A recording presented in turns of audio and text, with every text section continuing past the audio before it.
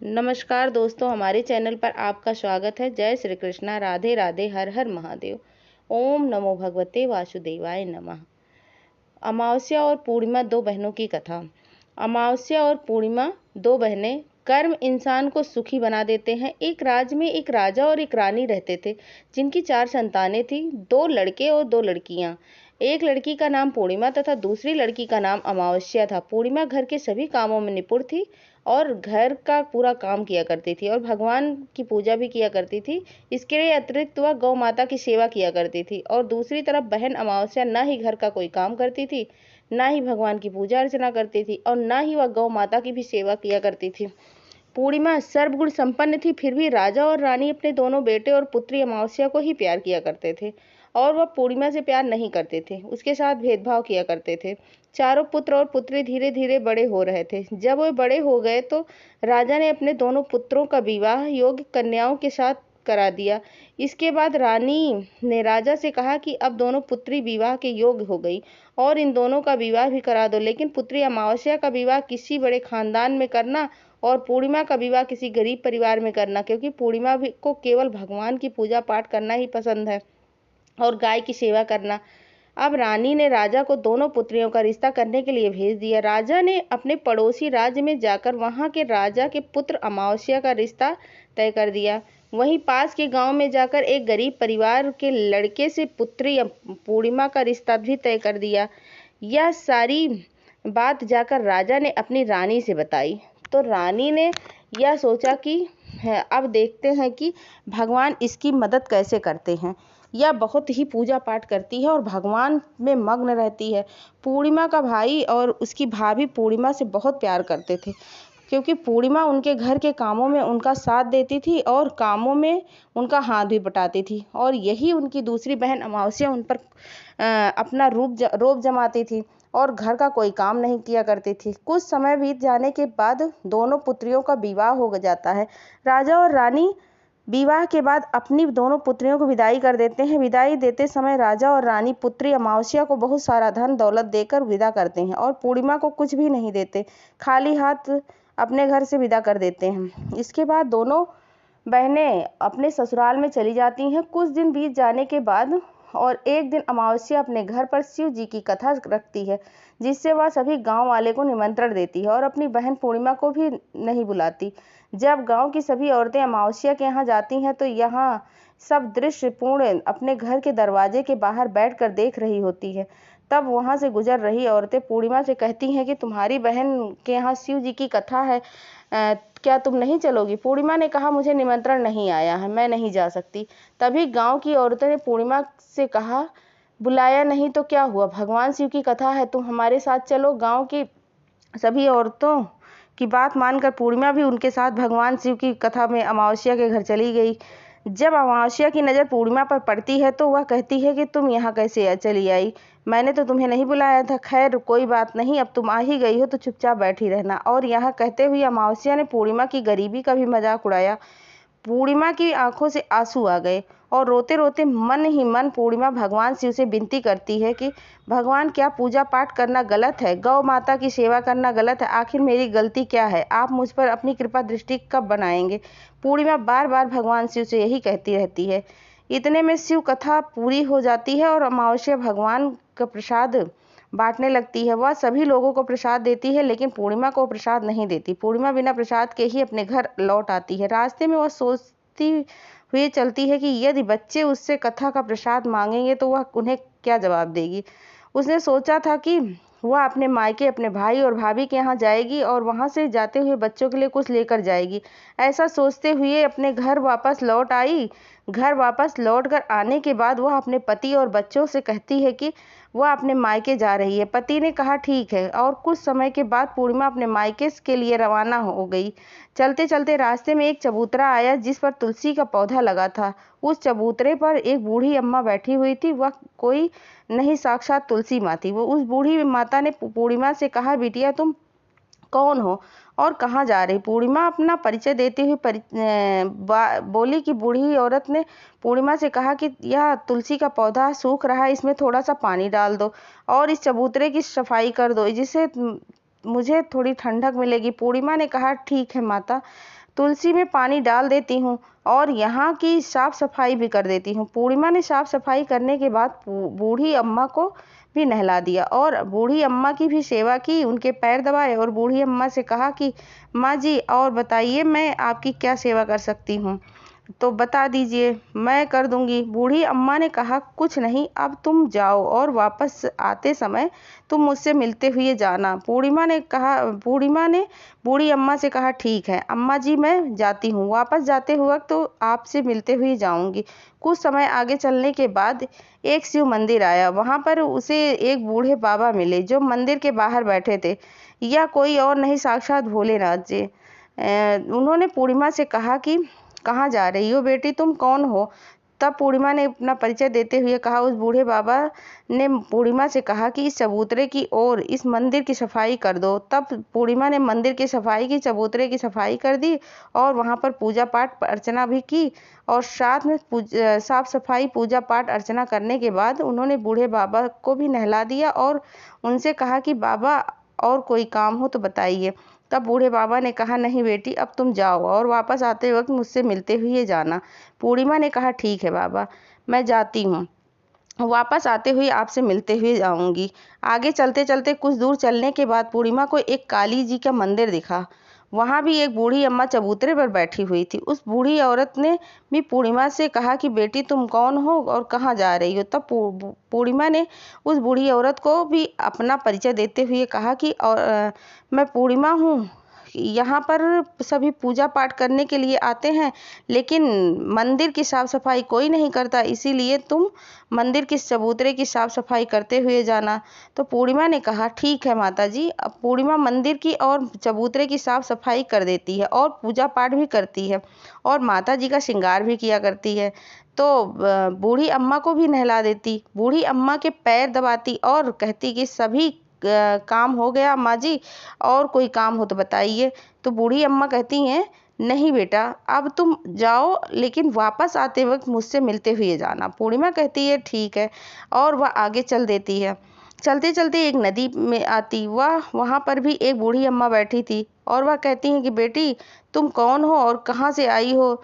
उसे पूर्णिमा अपना परिचय देती है। बूढ़ी औरत पूर्णिमा से कहती है कि नदी पर स्नान करने तो सभी आते हैं लेकिन यहाँ की साफ सफाई कोई नहीं करता, इसीलिए तुम इस किनारे पर भी साफ सफाई कर दो। पूर्णिमा कहती है ठीक है माँ जी, वहाँ भी साफ सफाई कर देती है। उस बूढ़ी अम्मा के पैर दबाती और कहती माँ जी कोई काम हो तो बताइएगा। बूढ़ी औरत कहती है कि कुछ नहीं बेटा, तुम जाओ लेकिन वापस लौटते वक्त मुझसे मिलते हुए जाना। वहां से नाव में बैठकर नदी के दूसरे किनारे पहुंच जाती है और वहां अपने मायके के घर पहुंच जाती है। वहां पूर्णिमा के भाई भाभी उसे देखकर बहुत खुश हो जाते हैं, पूर्णिमा की बहुत खातिरदारी करते हैं और उसे बहुत सारी बातें करते हैं और कहते हैं कि बच्चों को भी साथ लेकर आती तो बहुत अच्छा होता। अब कुछ समय के बाद पूर्णिमा ने वापस अपने ससुराल जाने को कहा तो उसकी भाभी ने उसके लिए एक साड़ी दी और थैले में बच्चों के लिए कपड़े, खाने पीने की कुछ चीजें रख दी और कहा कि तुम बहुत दिनों के बाद आती हो। पूर्णिमा की भाभी ने यह थैला पूर्णिमा के हाथ में दे दिया और कहा कि जाओ जल्दी वापस आना। इसके बाद पूर्णिमा वहां से अपने ससुराल के लिए रवाना हो जाती। उसी नदी के किनारे पहुंची जहां नाव में बैठकर उसने वहां से उतर गई और उतरने के बाद वहीं बूढ़ी अम्मा मिली जो साक्षात गंगा मैया थी। उस बूढ़ी अम्मा ने पूर्णिमा को एक थैला दिया और कहा कि इसे तुम अपने घर जाकर खोलना। तब पूर्णिमा के पास बहुत थैले हो गए। उन्हें लेकर पूर्णिमा वहां से रवाना हुई। आगे कुछ दूर चलने के बाद काली माँ का मंदिर आया। काली माँ ने भी उसे एक थैला दिया और कहा यह थैला तुम अपने घर जाके खोलना। पूर्णिमा के पास 3 थैले हो गए। अब तीनों थैले लेकर पूर्णिमा आगे बढ़ी। कुछ दूर जाने पर शिव जी का मंदिर आया जहां बूढ़े बाबा के रूप में शिव जी भी विराजमान थे। बूढ़े बाबा ने कहा पूर्णिमा तुम वापस आ गई। पूर्णिमा ने कहा बाबा मैं वापस आ गई। बूढ़े बाबा ने भी पूर्णिमा को एक थैला दिया, कहा घर जाके खोलना। पूर्णिमा ने कहा ठीक है बाबा। अब पूर्णिमा को पास 4 थैले हो गए। अब पूर्णिमा के पास 4 थैले थे और अब वो घर कैसे ले जाती। उसने एक पुरानी साड़ी निकाली और उन सभी थैलों में एक गट्ठर बना लिया और सर पर रखकर वहां से रवाना हो गई। कुछ दूर चलने के बाद तुलसी माँ बूढ़ी औरत के रूप में मिली। वह भी कहती हैं, पूर्णिमा तुम आ गई? पूर्णिमा कहती है, हाँ माँ जी मैं आ गई। उसे देखकर एक थैला दिया और थैला तू अपने घर जाके खोलना, ऐसा कहा। पूर्णिमा कहती है, ठीक है माँ जी। पूर्णिमा के पास अब 5 थैले हो गए। पूर्णिमा वहां से रवाना हुई तो वापस अपने घर पहुंच गई। पूर्णिमा ने बच्चे थैले को नीचे रखा और सबसे पहले अपने मायके का थैला खोलकर देखने लगी। उसमें बच्चों के लिए अच्छे अच्छे कपड़े थे और खाने पीने की चीजें थी। उसमें कुछ गहने भी थे। पूर्णिमा ने कपड़े अपने बच्चों को दे दिए और खाने पीने की चीजें भी बच्चों को दे दी। बच्चे यह देखकर बहुत खुश हुए। बहुत पूर्णिमा ने दूसरा थैला खोला तो उसे गंगा मैया ने दिया था। उसमें ढेर सारे हीरे जवाहरात थे, सोना चांदी थे। इसके बाद जब पूर्णिमा ने तीसरा थैला खोला तो उसमें काली माँ ने जो दिया था उसमें बहुत सारा सोना श्रृंगार का सामान भरा हुआ था। इसके बाद पूर्णिमा ने चौथा थैला खोला तो उसमें भगवान शिव ने जो दिया था उसमें बहुत सारी संपत्ति थी, बहुत सारी खुशियां भरी हुई थी। इसके बाद पूर्णिमा ने पांचवा थैला जो खोला तुलसी माँ ने दिया था, उसमें चावल दाल 7 प्रकार के खाने की चीजें थी। अब पूर्णिमा के घर में किसी भी चीज की कोई कमी नहीं थी। उसका घर धन धान्य से भरा था और परिपूर्ण था। अब पूर्णिमा और उसका परिवार सुख में जीवन व्यतीत कर रहा था। पूर्णिमा के मन में विचार आया कि क्यों न शिव जी की कथा कराई जाए और शिव जी की कथा में एक कार्यक्रम रखा। पूर्णिमा ने गांव के सभी लोगों को निमंत्रण दिया, घर घर जाकर सभी लोगों को बुलाया। पूर्णिमा अपनी बहन अमावस्या के घर भी गई। अमावस्या को भी शिव जी की कथा के लिए अपने घर बुलाया। अब अमावस्या पूर्णिमा के घर शिव जी की कथा में आई तो उसने देखा कि पूर्णिमा के घर किसी भी चीज की कोई कमी नहीं थी। इतना सारा धन दौलत देकर अमावस्या आश्चर्यचकित हो गई। उसने पूर्णिमा से कहा कि तुम्हारे घर में इतना धन दौलत कहाँ से आया? पूर्णिमा ने कहा, देखो बहन, तुमने शिव जी की कथा में मुझे नहीं बुलाया था, फिर भी मैं चली आई और तुमने मुझे प्रसाद तक नहीं दिया और मेरी गरीबी का मजाक भी उड़ाया। इसके बाद मैं अपने घर आ गई। घर आते हुए मन ही मन सोच रही थी कि अपने मायके जाऊं और मैं मायके चली गई। कुछ घटना इस बीच में हुई कि अपनी बहन अमावस्या को बताती है। अमावस्या कहती है कि तुम भी मुझे प्रसाद मत दो और मुझे डांट लो, लेकिन पूर्णिमा ने कहा कि मैं तो भगवान शिव का प्रसाद सबको दूंगी और तुम्हें भी दूंगी। अमावस्या ने प्रसाद नहीं लिया और वह सीधे अपने घर चली गई। घर जाकर अपने बच्चों से कहकर वह अपने मायके चली गई। मायके के लिए निकल गई तो उसे रास्ते में चलते चलते तुलसी माँ मिली, चबूतरे पर बूढ़ी माँ के रूप में बैठी हुई। अमावस्या से कहा कि बेटी कौन हो तुम, कहाँ जा रही? अमावस्या ने अपने परिचय दिया। बूढ़ी माँ ने कहा, बेटी तुम तुलसी पौधा सूख रहा है, इसमें थोड़ा पानी डाल दो और चबूतरे की साफ सफाई कर दो। अमावस्या ने कहा, ठीक है। बुढ़िया माँ, दिखाई नहीं दे रहा है कि मैंने इतनी महंगी साड़ी पहन रखी है, गंदी हो जाएगी। ऐसा कहकर वह आगे चली गई। भगवान शिव मिले, उन्होंने भी कहा कि आगे काली माँ मिली, उनसे भी उसने ऐसे ही कहा। गंगा माँ मिली, उनसे भी उसने ऐसे ही कहा। अमावस्या जब नाव में बैठी तो बैठने लगी तो नाव में फूलों की जगह कांटे भरे थे जो उसके पैर में चुभ रहे थे। किनारे पर उतर कर वो अपने मायके चली गई। तब वहां उसे उसकी भाभीियों ने तथा भाई ने देखा तो मन ही मन कहने लगे कि काम की न काज की, 2.5 मन अनाज की। अब आ गई है तो ठीक है, पूर्णिमा तो हमारे कामों में हाथ बटाती है, यह कोई काम नहीं करती है। अब उन्होंने खाना बनाया और खा पीकर सो गए। अमावस्या सुबह उठी और अपने भाभीियों से कहा कि मैं अपने ससुराल जा रही हूँ। उन्होंने कहा कि ठीक है जाओ। अमावस्या बोली, पूर्णिमा को तो तुमने एक थैला दिया और मुझे कुछ नहीं दोगी? भाई भाभी ने कहा कि तुम घर जाओ, थैले तुम्हारे घर पहुंच जाएगा। फिर अमावस्या वहां से निकल गई और नदी के किनारे पहुंची तो वहां गंगा मैया बूढ़ी औरत के रूप में बैठी हुई थी। बूढ़ी माँ ने कहा, आ गई बेटी? उसने कहा, हाँ मैं आ गई। अमावस्या ने कहा, तुम्हें पूर्णिमा को थैला दिया, मुझे कुछ नहीं दोगी? बूढ़ी अम्मा ने कहा, तुम जाओ घर, तुम्हारे घर थैला पहुंच जाएगा। इसके बाद आगे जाने के बाद काली मैया मिली, उस जिसने भी अमावस्या को कहा कि इसके बाद आगे जाने के बाद भगवान शिव मिले, उन्होंने भी ऐसे ही कहा, घर जाओ, उस तुम्हारा थैला घर पहुंच जाएगा। तुलसी माँ मिली, उसने भी अमावस्या से यही कहा, तुम घर जाओ, तुम्हारे थैले घर पहुंच जाएंगे। अमावस्या अपने घर पहुंच गई।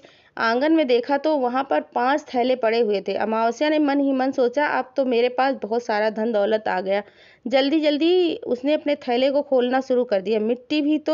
मिट्टी थी तो किसी में पत्थर था, किसी में कंकड़, किसी में कोयला। उसे मायके से भी कुछ नहीं मिला था, इन थैलों में कुछ न कुछ था। अमावस्या दौड़ी दौड़ी पूर्णिमा के घर गई और कहती है कि तुम्हें तो इतना सब कुछ मिला, मुझे तो ये कुछ नहीं मिला, आखिर क्यों? पूर्णिमा कहती है कि जब मैं अपने मायके जाती हूँ तो अपनी भाभियों के साथ उनके कामों में हाथ बटाती हूँ, उनके साथ मिलकर काम करती हूँ, लेकिन तुम ऐसा कुछ नहीं करती हो, उनकी इज्जत भी नहीं करती, उनकी इज्जत भी नहीं करती, तुम्हें भला क्या देंगे?